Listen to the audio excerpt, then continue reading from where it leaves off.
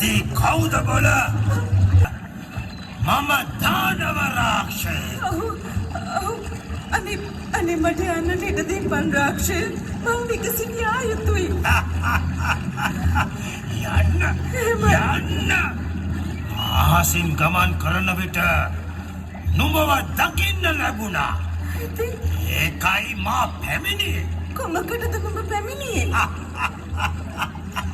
දන්නේ නැද්ද ඉතින් කොමකටද කියා? එපා.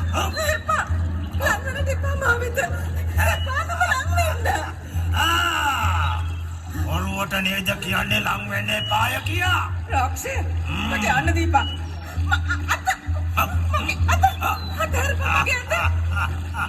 නුඹේ ලස්සන රූපකාය තුටු මගේ පංචස්කන්ධය සසල වන්නේ හරියට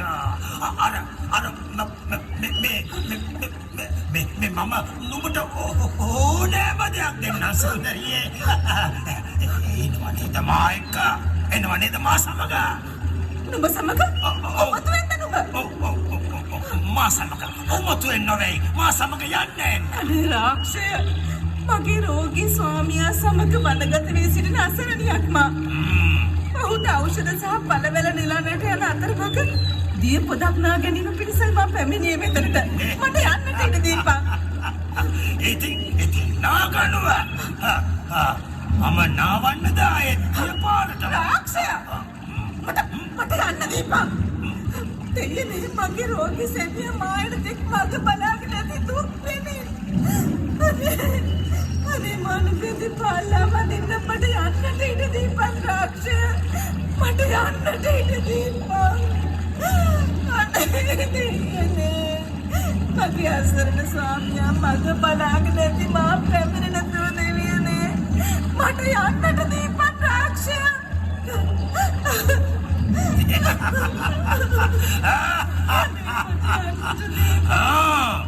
ශ්‍රීන් දක්ෂයි හඬන්න. යක්ෂ විමානෙත් ඉන්නවා රූප සුන්දරියන්. ඔය වගේ හඬන්න දක්ෂ.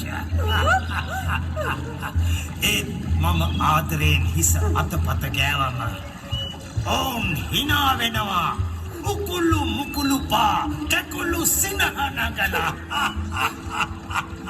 ඔය ඉතින් ස්ත්‍රී ජාතීන්ගේ හැටිනවා. දානව රාක්ෂය නුඹ හිතන්නට එපා මත් ඒ ජාතිය ස්ත්‍රියක් කියා.